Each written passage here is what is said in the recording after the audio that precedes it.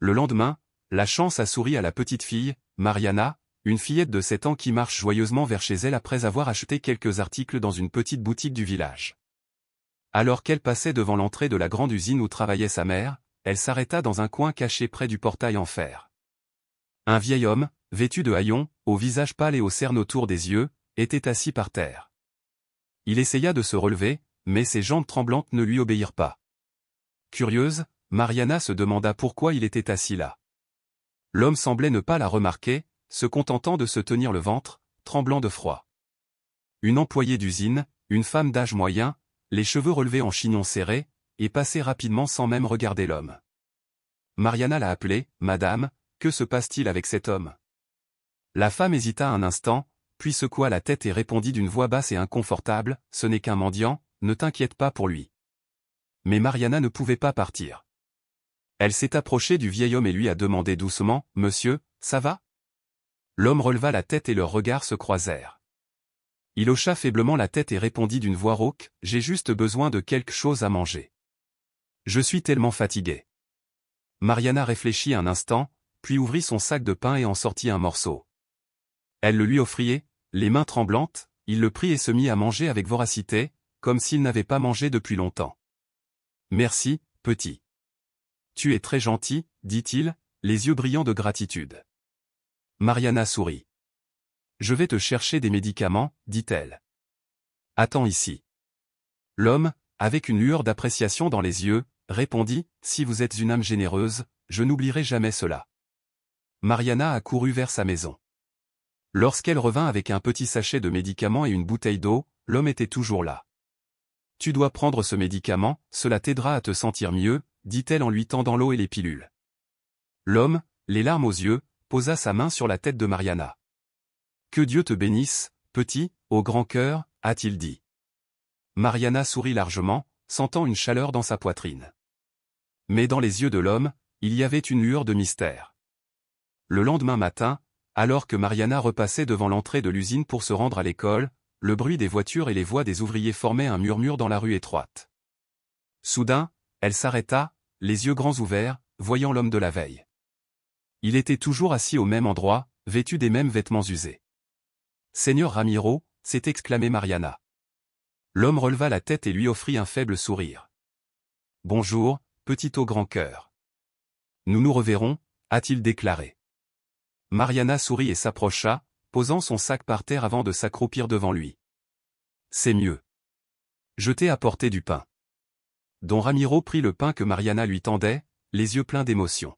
« Merci, ma fille. Tu es un vrai roseau, » murmura-t-il. Mais leur conversation n'a pas duré longtemps. Une voix froide et sévère se fit entendre derrière eux. « Encore ? Vous n'avez pas honte.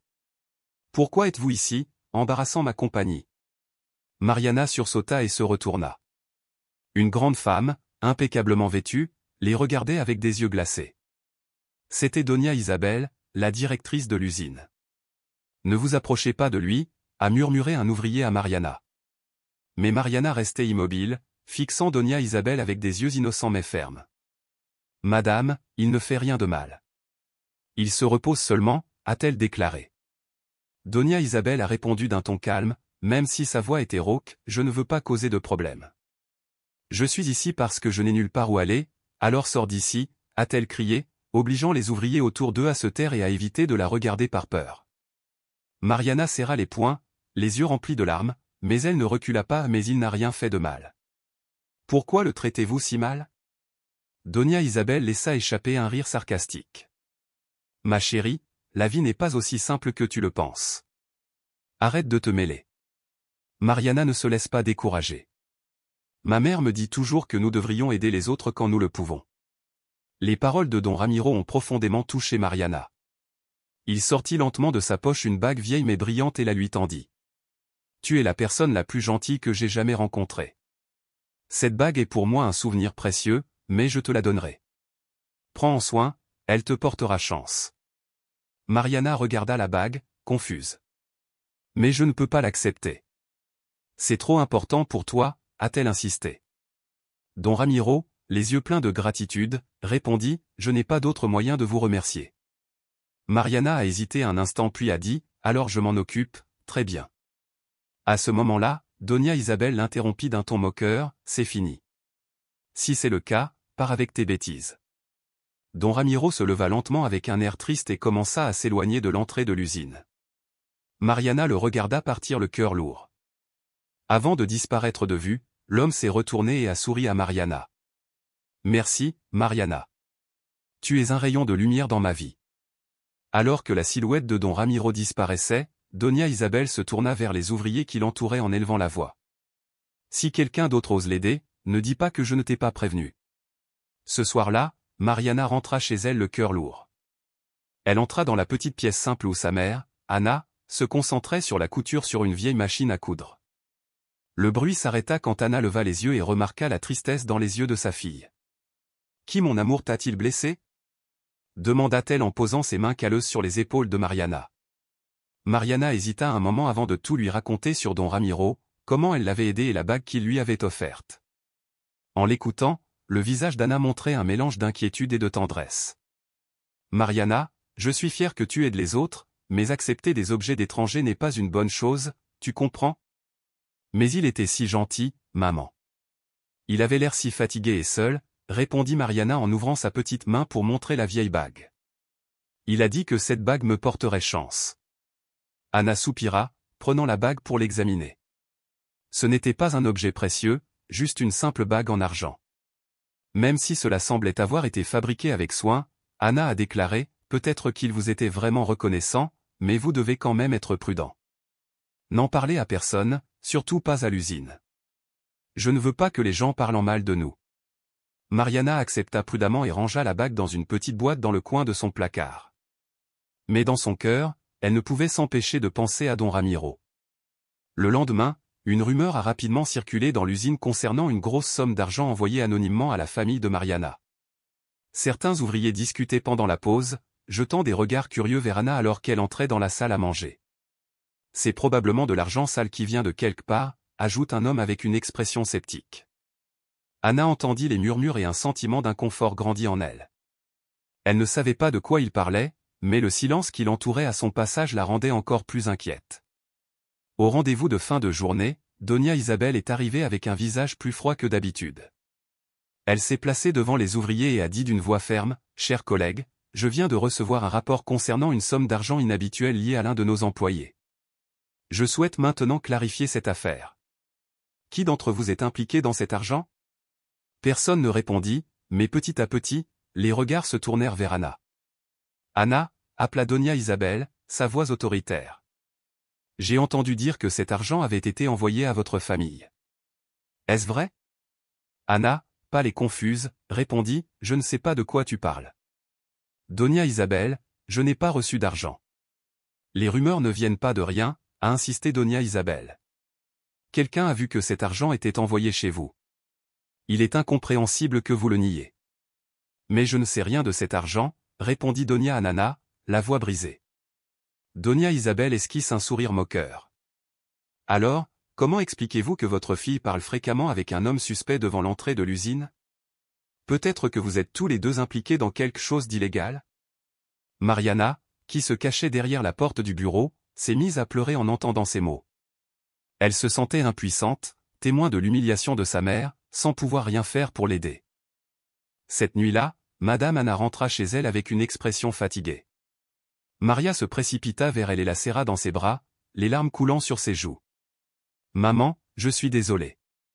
Je ne savais pas que cela arriverait. Je voulais juste l'aider, » s'écrie Mariana, inconsolable. Madame Anna soupira et serra sa fille dans ses bras. « Ce n'est pas ta faute, Mariana. Je sais que tu voulais seulement faire le bien, mais nous devons être prudents. Parfois, la bonté peut faire douter les gens de nous. »« Maman, comment pouvons-nous prouver que nous n'avons rien fait de mal ?» demanda Mariana, les yeux pleins d'inquiétude. Madame Anna resta longtemps silencieuse avant de soupirer. « Je ne sais pas, ma fille, mais nous devons être forts et attendre que la vérité éclate. » Mariana accepta, même si son cœur était encore rempli d'inquiétude. Le lendemain matin, en arrivant à l'école, elle se rend compte que la rumeur s'est répandue. Certains camarades de classe la regardaient avec mépris. Ils disent que votre famille a volé de l'argent à l'usine. Est-ce vrai, dit un garçon plus âgé, d'un ton moqueur. Ce n'est pas vrai. Ma famille n'a rien fait de mal, cria Mariana, les yeux remplis de larmes. Mais les rires méprisants continuaient de résonner autour d'elle. Mariana s'est retournée et s'est enfuie, se sentant complètement honteuse et seule. Elle ne savait pas qu'à la maison, sa mère aussi faisait face à des regards suspects et à des murmures dans son dos. Entre voisins et collègues, l'ambiance à l'usine était ce jour-là plus tendue que jamais. Mariana a enduré les taquineries de ses camarades de classe à l'école, mais elle ne pouvait pas imaginer que sa mère subisse une pression encore plus grande. Dès que Madame Anna est entrée dans la zone de travail, elle a immédiatement remarqué les regards inquisiteurs de ses collègues. Certains murmuraient entre eux en la désignant du doigt, sans même prendre la peine de cacher leur méfiance. C'était comme s'ils croyaient déjà que sa famille était impliquée dans l'argent dont parlaient les rumeurs. « Anna, j'ai besoin de te voir dans mon bureau », résonnait la voix de Madame Isabelle dans le couloir avec autorité et froideur. Donia Anna déglutit difficilement, ressentant une anxiété grandissante, et entra dans le bureau du directeur où Madame Isabelle l'attendait déjà avec un regard perçant. « Asseyez-vous », ordonna Donia Isabelle en désignant la chaise devant son bureau. Donia Anna essayait de rester calme, mais le ton de Donia Isabelle la faisait trembler. « Tu sais pourquoi je t'ai fait venir ici » demanda Donia Isabelle. « Non, madame, je ne suis pas sûre », répondit Donia Anna d'une voix douce. Donia Isabelle croisa les bras et se pencha en avant. « Je ne veux pas répéter cette histoire. Soyez honnête. D'où vient l'argent qui a été envoyé chez vous » Donia Anna secoua la tête avec une expression d'impuissance. « Je vous l'ai dit, madame, je n'ai reçu aucun argent. Ma famille n'a rien fait de mal. Penses-tu que je vais croire cette excuse » Donia Isabelle laissa échapper un rire sarcastique, ses lèvres retroussées de mépris. « Croyez-vous vraiment qu'un mendiant comme celui qui se trouve devant l'usine arrive ici de nulle part et se retrouve soudainement lié à votre famille? C'est juste un sans-abri qui avait besoin d'aide. Ma fille lui a donné à manger, c'est tout. » C'est tout ? Donia Isabelle haussa un sourcil. « Croyez-vous vraiment qu'un homme comme lui donnerait une bague à votre fille sans raison? Et maintenant, alors que la rumeur de l'argent mystérieux se répand, vous continuez à insister sur le fait que ce n'est qu'une coïncidence ?» Donia Anna serra les poings, essayant de garder sa voix ferme. « Je ne sais rien de cet argent. Je ne sais pas non plus pourquoi les gens soupçonnent ma famille. » Donia Isabelle frappa la table de la main en élevant la voix. « Tu penses que je suis stupide, Anna? Tu penses que je vais laisser passer ça? Si tu n'avoues pas maintenant, j'appellerai la police pour qu'elle enquête.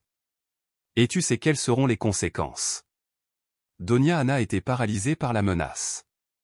Elle voulait se défendre, mais elle n'avait aucune preuve pour démontrer son innocence. Pendant ce temps, à l'école, Mariana ne pouvait pas non plus échapper aux rumeurs. Elle était assise dans un coin de la classe, les yeux rouges, essayant de retenir ses larmes. Un groupe de camarades de classe près de son bureau chuchotait assez fort pour qu'elle l'entende. « Pensez-vous que la famille de Mariana a vraiment volé » demanda l'un d'eux. « Je pense que oui. Vous n'avez pas entendu ce qu'il disait ? Une grosse somme d'argent est soudainement apparue. C'est suspect. » Mariana se leva brusquement, les yeux remplis de colère. « Ma famille n'a rien volé. Vous ne savez rien. » Mais au lieu de s'arrêter, le groupe d'enfants a ri encore plus fort. « Bien sûr que tu sais tout, n'est-ce pas? Peut-être que tu es impliqué aussi. » Mariana n'en pouvait plus. Elle sortit en courant de la classe, les larmes coulant de ses yeux. Ce soir-là, en rentrant chez elle, Mariana trouva sa mère assise à la table à manger, le visage marqué par la fatigue et la douleur. Mariana s'est approchée et a serré sa mère dans ses bras. « Je suis désolée » murmura-t-elle. Mariana ne savait pas que les choses allaient si mal. « Maman, que pouvons-nous faire pour prouver que nous sommes innocents » demanda Mariana d'une voix brisée. « Ma fille, je ne sais pas non plus » répondit Madame Anna, « il faut juste espérer que la vérité éclatera. Mais j'ai peur que des gens comme Madame Isabelle ne nous facilitent pas la tâche. » Mariana restait silencieuse, les larmes aux yeux, en regardant la petite boîte sur la table où elle avait gardé la bague que Don Ramiro lui avait offerte. Une idée commença à germer dans son esprit. « Maman, si Don Ramiro revient, il pourra nous aider à tout expliquer, » dit Mariana, une lueur d'espoir dans les yeux. Madame Anna secoua la tête. « C'est un étranger, Mariana. Nous ne pouvons pas compter sur lui. Tout cela est déjà hors de notre contrôle. » Mariana baissa la tête, se sentant coupable et impuissante. Elle ne savait pas qu'au même moment les rumeurs sur sa famille se répandaient encore davantage, et Madame Isabelle n'était pas prête de s'arrêter. Le lendemain matin, Madame Isabelle a convoqué une réunion surprise avec tous les employés de l'usine. Debout au centre de la grande salle, sa voix autoritaire résonnait. « Je ne veux pas que cette usine devienne un refuge pour des gens malhonnêtes. Si personne n'a le courage de l'admettre, je m'occuperai de tout, a-t-elle déclaré. Son regard parcourut la foule jusqu'à s'arrêter sur Madame Anna. « Anna, que dirais-tu si je demandais à la police de te fouiller ?» Les paroles de Madame Isabelle ont donné à Madame Anna le sentiment que le sol lui échappait.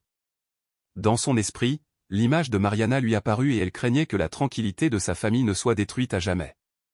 La réunion à l'usine s'est terminée dans une ambiance tendue, et les propos de Madame Isabelle ont laissé un nuage noir sur la famille de Madame Anna.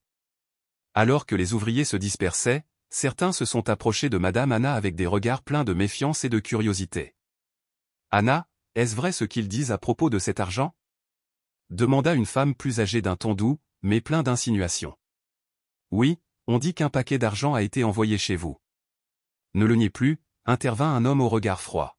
« Je vous l'ai déjà dit, je ne sais rien de cet argent. »« Ma famille n'a rien fait de mal, » répondit Madame Anna d'une voix tremblante, sentant que ses paroles étaient ignorées. « Alors pourquoi votre fille parle-t-elle toujours à ce mendiant? Est-ce votre complice ?» a commenté un autre travailleur sur un ton sarcastique. « Ça suffit !» s'exclama Madame Anna, les yeux rouges. « Vous n'avez pas le droit d'insulter ma fille. Nous n'avons rien fait de mal. » Le groupe se tut, mais les regards suspicieux ne disparurent pas. Madame Anna s'est retournée et s'est éloignée, le cœur rempli d'impuissance et d'humiliation. À l'école de Mariana, les choses n'allaient pas mieux. Les murmures de ses camarades de classe devenaient plus forts, plus cruels. Pendant la récréation, Mariana s'est réfugiée dans un coin de la cour de récréation, essayant de contenir ses larmes. Un groupe d'enfants s'est approché, dirigé par Carlos, un garçon plus âgé que Mariana, connu pour son harcèlement. « Mariana, est-il vrai que ta famille s'est enrichie en volant ?» demanda Carlos à voix haute, d'un ton moqueur. « Ce n'est pas vrai. Ma famille n'a rien fait. » Mariana a crié, mais sa voix tremblait. Carlos éclata de rire, suivi des autres membres de son groupe. « Ah, et on dit que ta mère a été accusée de vol d'argent. C'est sûrement elle qui t'a bien appris, n'est-ce pas ?» Les paroles de Carlos furent comme un poignard dans le cœur de Mariana. Le petit s'est mis à pleurer, mais les rires moqueurs ont continué. « Tu es cruel. » Une voix interrompit le rire. Le groupe s'est retourné et a vu Lucia, une camarade de classe de Mariana, qui s'approchait avec des yeux pleins de colère. « Tu ne sais rien. Alors arrête d'inventer des histoires. »« Laisse-la tranquille, » dit Lucia à voix haute en prenant la main de Mariana. « Mariana, allons-y. » ajouta Lucia, l'éloignant du groupe. Mariana essuya ses larmes et suivit Lucia en silence. Même si elle était reconnaissante envers son amie, elle ne pouvait s'empêcher de se sentir blessée et seule. Ce soir-là, Mariana et sa mère se retirèrent dans la petite cuisine, où elles gardèrent toutes deux le silence. Le repas consistait en une simple soupe à laquelle Mariana touchait à peine. « Maman, je pense que nous devrions aller voir Don Ramiro. Peut-être qu'il pourra expliquer ce qui s'est passé. »« Maman, cela ne semble-t-il pas suspect ?» répondit Mariana en brisant le silence. « Ma fille, je ne sais pas s'il pourra faire quelque chose, mais je ne peux pas rester les bras croisés, » a répondu Doña Anna avec un regard déterminé. « Demain, je vais parler à Doña Isabelle. Il faut que je clarifie tout ça. » « Mais maman, elle ne te croira pas. Elle te déteste, » dit Mariana d'une voix tremblante. « Je n'ai pas d'autre choix, Mariana. Nous ne pouvons pas vivre éternellement dans cette peur. » Mariana ne savait plus quoi dire. Elle avait l'impression que tout autour d'elle s'effondrait, et le pire c'était que personne ne semblait prêt à écouter la vérité. Le lendemain matin, Doña Anna arriva plus tôt que d'habitude à l'usine, bien décidée à parler à Doña Isabelle. En entrant dans le bureau, elle aperçut la directrice assise derrière son bureau avec son habituel regard froid et distant. « Anna, qu'est-ce que tu fais ici ?»« Je ne t'ai pas appelé, » dit Doña Isabelle d'un ton sarcastique. « Je veux mettre un terme aux rumeurs qui circulent, » a répondu Doña Anna en essayant de garder son calme. Doña Isabelle haussa un sourcil. « Ah, vraiment ? Je vous écoute. Comment expliquez-vous l'histoire de l'argent ? Je n'ai reçu aucune somme d'argent. Je ne sais pas qui a inventé ces rumeurs, mais elles sont infondées, a déclaré Donia Anana d'une voix ferme. Tu crois vraiment que je vais te croire? Il n'y a pas de fumée sans feu, a répondu Donia Isabel en esquissant un sourire moqueur.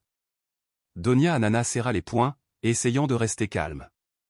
Si vous ne me croyez pas, vous pouvez enquêter, mais je vous demande d'arrêter de répandre des accusations sans fondement. Pouvez-vous s'il vous plaît me dire ce que je dois faire, Anna? Donia Isabel se leva d'une voix aiguë.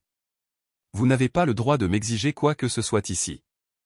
Je dirige cette usine et je ferai tout ce qui est nécessaire pour protéger ma réputation, même si cela implique de licencier des gens comme vous. Ces mots laissèrent Donia Anana stupéfaite, paralysée. Elle se sentait coincée, sans issue possible. Ce n'est pas juste, dit Donia Anana d'une voix tremblante. Injuste? Sachez que je ne fais que mon devoir. Si vous êtes innocent, prouvez-le, répondit froidement Donia Isabel. Elle s'est retournée pour l'ignorer et Donia Anana a quitté le bureau le cœur lourd. Dans son esprit, elle ne pouvait s'empêcher de penser à Mariana et à la peur que les choses empirent encore. L'atmosphère dans l'usine devenait de plus en plus étouffante. Les rumeurs sur la famille de Madame Anana se répandent, et Madame Isabelle ne cesse de faire pression sur elle. Le point culminant est venu lorsque Madame Isabelle a convoqué une réunion d'urgence dans la matinée sous prétexte de découvrir la vérité. La salle de réunion était pleine, mais le silence était si lourd que seuls des murmures se faisaient entendre. Tous les regards étaient fixés sur Madame Anana, qui restait immobile parmi la foule, paraissant petite. Madame Isabelle monta sur l'estrade, le visage marqué par la sévérité. Aujourd'hui, je souhaite clarifier le problème concernant la somme d'argent inhabituelle que la famille d'un de nos employés a reçue, dit-elle lentement, d'une voix pleine d'autorité. Madame Anana, avez-vous quelque chose à dire? Madame Anana serra les poings, essayant de garder son calme. Je l'ai dit à plusieurs reprises, Madame Isabelle. Je n'ai reçu aucune somme d'argent et je ne sais pas pourquoi ces rumeurs ont circulé. Pensez-vous que je croirais vos excuses vides de sens, répondit Madame Isabelle avec un sourire ironique sur le visage. Vous ne l'avez pas reçu? Alors pourquoi tant de gens prétendent avoir vu de l'argent envoyé chez vous? Le cœur de Madame Anana se serra douloureusement, mais avant qu'elle puisse répondre, une voix s'éleva de la foule. Madame Isabelle, si Madame Anana dit qu'elle ne l'a pas reçu, peut-être devrions-nous enquêter davantage avant d'accuser qui que ce soit, a déclaré Pablo, un travailleur âgé qui travaillait avec Madame Anana depuis de nombreuses années. Madame Isabelle tourna la tête avec un regard aigu comme un couteau. Pablo, tu penses que je n'enquête pas? Je ne porte pas d'accusation sans fondement. Je veux seulement protéger la réputation de cette usine. Mais ce que vous faites, ce n'est pas protéger la réputation, c'est la détruire, rétorque Pablo. La dignité de Madame Anana, ajouta-t-il calmement mais fermement. Les paroles de Pablo ont provoqué un murmure parmi la foule. Certains ont commencé à parler. C'est vrai, si elle n'a rien fait de mal, pourquoi se précipiter ainsi? Et si elle a vraiment quelque chose à voir avec l'argent? Madame Isabelle leva la main, exigeant le silence. Assez. Nous ne sommes pas là pour débattre. Madame Anana, si vous ne pouvez pas apporter la preuve de votre innocence, je serai obligé d'appeler la police. Cette menace fut comme un couteau dans le cœur de Madame Anana. Elle sentit ses jambes fléchir mais parvint à rester debout. Je n'ai rien fait de mal et je suis prête à faire face à toute enquête, a-t-elle déclaré d'une voix tremblante mais déterminée. Pendant ce temps, Mariana était à l'école, assise seule dans un coin de la cour de récréation après avoir une nouvelle fois été l'objet de moqueries de la part de ses camarades de classe.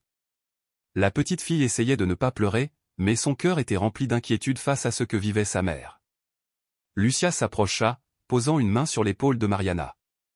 C'est bon. Ne sois pas triste. Tout ira bien. Mais personne ne croit en ma mère, Lucia. Tout le monde pense qu'elle a volé de l'argent. Je ne sais pas comment l'aider, a répondu Mariana, les larmes aux yeux. Lucia réfléchit un instant, puis dit, tu devrais peut-être chercher leur Ramiro. S'il est lié à l'argent, il pourrait aider ta mère. Mais je ne sais pas où il est.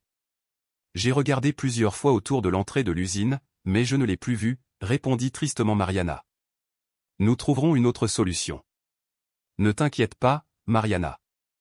Je vais t'aider, dit Lucia avec de la détermination dans les yeux. Cette nuit-là, lorsque Madame Anana rentra chez elle, Mariana lui raconta ce que Lucia lui avait suggéré. Maman, nous devons trouver leur Ramiro. Lui seul peut tout clarifier, a déclaré Mariana avec urgence. Madame Anana resta silencieuse un moment avant de soupirer. J'y ai pensé, Mariana, mais il semble avoir disparu. Nous ne savons rien de lui, à part son nom et la bague qu'il t'a offerte. Mariana baissa la tête de déception, mais une idée lui vint soudain à l'esprit. La bague, maman. Si Lord Ramiro disait que cette bague était, peut-être. C'est logique, dit Madame Anana, envisageant cette possibilité. Nous pourrions trouver un indice. Madame Anana regarda la bague que Mariana avait sortie de la petite boîte. Elle le tourna doucement entre ses mains mais ne trouva rien de spécial à part sa simple beauté. Je ne sais pas, Mariana, mais s'il y a une chance, j'essaierai d'enquêter.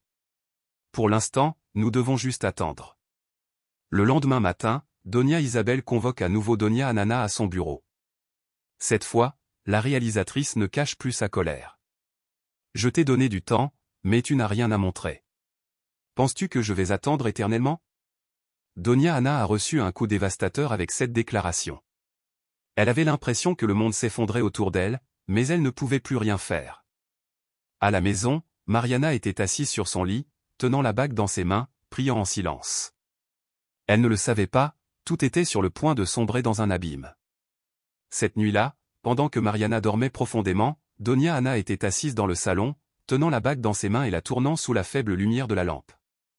Elle ne pouvait s'empêcher de se demander si la bague pourrait être la clé pour résoudre le mystère. Le vent froid soufflait à travers la fenêtre, lui rappelant à quel point sa vie était devenue précaire. Alors que la lumière des réverbères passait par la fenêtre, elle entendit un léger coup à la porte. Elle se releva brusquement, le cœur battant. Qui pourrait venir à cette heure? Elle ouvrit la porte et ses yeux s'écarquillèrent d'incrédulité lorsqu'elle vit qui se tenait devant elle.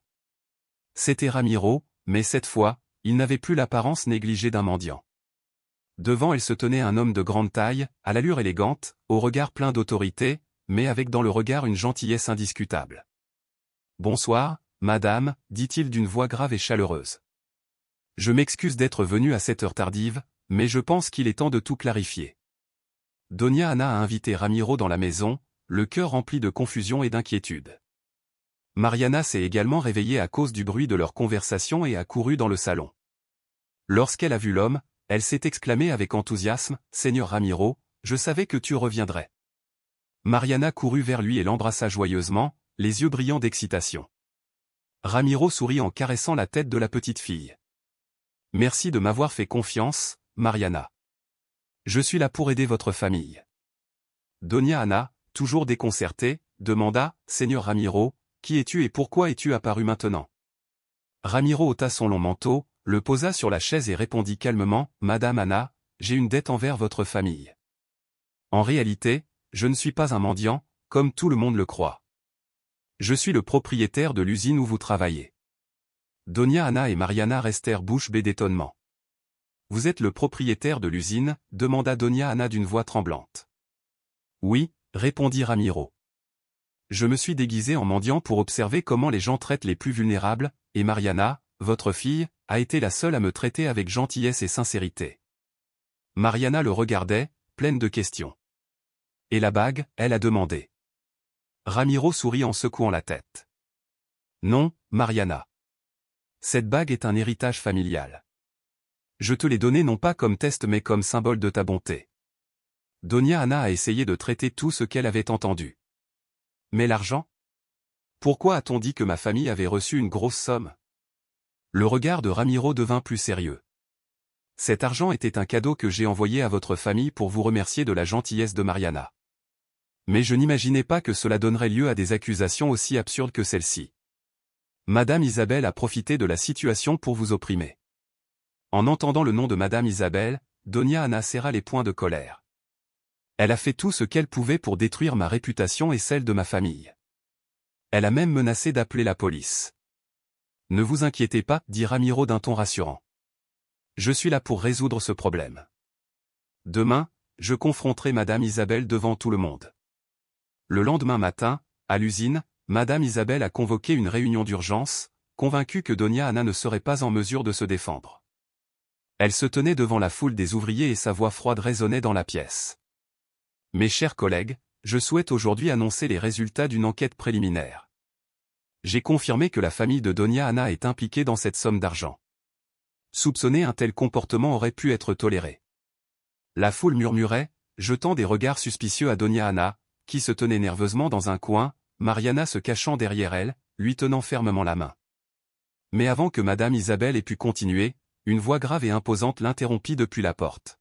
« Excusez l'interruption, mais je pense que j'ai quelque chose à dire. » Tous les regards se tournèrent vers l'entrée lorsque Ramiro apparut, imposant en présence, contrastant complètement avec le déguisement de mendiant qu'il portait quelques jours auparavant. La pièce devint silencieuse. « Un ouvrier » s'exclama l'un d'eux, incrédule. « Seigneur, que fais-tu ici » demanda Madame Isabelle, visiblement nerveuse. « Je suis venu clarifier la vérité » répondit fermement Ramiro. « Et pour garantir que personne dans cette usine ne soit plus traité injustement. » L'atmosphère devenait tendue à mesure que Ramiro avançait, sa présence remplissant la pièce. Madame Isabelle, debout près du podium, essayait de rester calme, mais ses yeux trahissaient son inquiétude. « Seigneur, je ne savais pas que tu venais. Y a-t-il quelque chose d'important dont tu souhaites discuter » demanda-t-elle, la voix tremblante. Ramiro s'avança, regardant directement dans les yeux de Madame Isabelle. « Je suis venu résoudre la question de l'argent que vous avez utilisé comme excuse pour accuser les autres, » dit-il fermement. La pièce devint silencieuse, chacun s'accrochant à ses paroles. Doña Ana, debout dans un coin, ne pouvait cacher sa surprise, et Mariana, accrochée à elle, regardait Ramiro avec espoir. Ramiro s'est adressé à la foule, d'une voix ferme mais chaleureuse. « Je veux que tout le monde sache la vérité. L'argent que la famille de Doña Ana a reçu est un cadeau que j'ai envoyé en remerciement pour la gentillesse de la petite Mariana. Elle m'a aidé lorsque je mendiais devant l'usine. » La pièce éclata en murmures d'incrédulité et de honte. Le propriétaire de l'usine, déguisé en mendiant, a demandé un ouvrier avec étonnement. « Oui, » répondit Ramiro, son regard balayant la foule. « Je voulais voir de mes propres yeux comment les plus vulnérables étaient traités, et c'est Mariana avec son cœur généreux qui m'a profondément touché. Elle a été la seule d'entre vous à s'arrêter et à m'aider. » Tous les regards se tournèrent vers Mariana, qui se cachait timidement derrière sa mère. La petite fille se sentait gênée mais aussi fière. Madame Isabelle, pâle, tentait de retrouver son calme. « Monsieur, je ne conteste pas vos intentions, mais cet argent ? Le fait que vous l'ayez envoyé sans prévenir m'a fait soupçonner qu'il y avait quelque chose de suspect. »« Suspect ?» répondit Ramiro, sa voix arborant un sourire ironique. « Est-ce que cela justifie que vous le mettiez dans votre propre poche ?» La pièce tomba dans un silence absolu. Ramiro se rapprocha de Madame Isabelle, d'une voix basse et autoritaire. « Vous êtes une menteuse, madame. » Madame Isabelle balbutia mais ne put soutenir son regard. Ramiro l'interrompit durement, « J'en ai assez entendu. Vous avez dépassé toutes les limites. À partir d'aujourd'hui, vous êtes licencié. Je reprendrai la direction de cette usine pour m'assurer que personne ne soit plus jamais traité injustement. » La salle a éclaté sous les applaudissements, les ouvriers célébrant comme si un lourd nuage de peur s'était dissipé. Madame Isabelle restait immobile, le visage pâle. Elle ne dit rien de plus, baissant simplement la tête en quittant la pièce, sachant qu'elle n'avait aucune défense. À la fin de la réunion, Ramiro s'est approché de Doña Ana et de Mariana, se penchant pour poser une main sur l'épaule de Mariana. Son regard était rempli de gratitude. « Mariana m'a appris une leçon importante », a déclaré Ramiro. « Elle m'a rappelé que la gentillesse est toujours la chose la plus précieuse. » Mariana sourit avec des yeux brillants. « J'ai simplement fait ce que ma mère m'a appris, » dit-elle. Ramiro se tourna vers Doña Ana. « Au nom de l'usine, je voudrais m'excuser pour tout ce que vous avez dû endurer. Je vous promets que cela n'arrivera plus jamais. » Doña Ana était émue, les larmes coulaient sur ses joues. « Merci, don Ramiro, » murmura-t-elle. « Je ne sais pas quoi dire à part merci du fond du cœur. »« Ne me remerciez pas, » répondit don Ramiro. « J'ai simplement fait ce que j'avais à faire. Je crois qu'à partir de maintenant, votre famille ne souffrira plus d'injustice. » Ce soir-là, Mariana rentra chez elle avec sa mère, envahie par un sentiment de soulagement et de bonheur. Toute la ville a commencé à parler de ce qui s'était passé à l'usine et Mariana est devenue une source d'inspiration pour tout le monde, un symbole de gentillesse et de sincérité. Cependant, l'histoire ne s'est pas arrêtée là.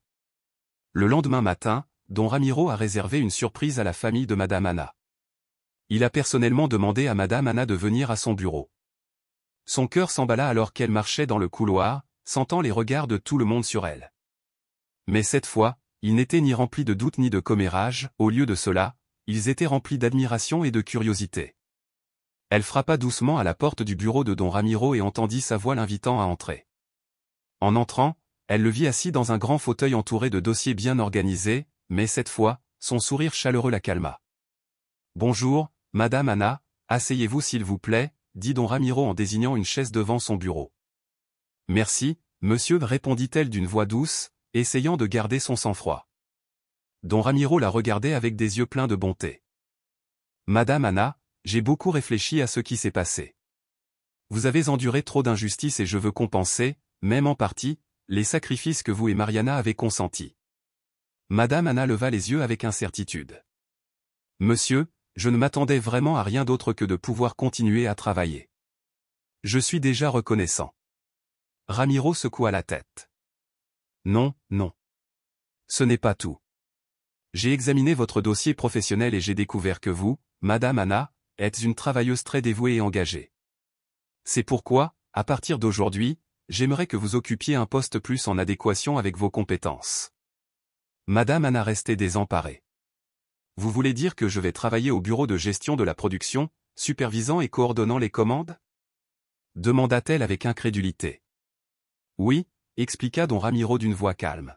« Ce travail sera non seulement moins exigeant physiquement, mais vous recevrez également un salaire plus élevé, assurant ainsi une vie meilleure à votre famille. » Madame Anna n'en croyait pas ses oreilles. « Monsieur, je ne sais pas quoi dire.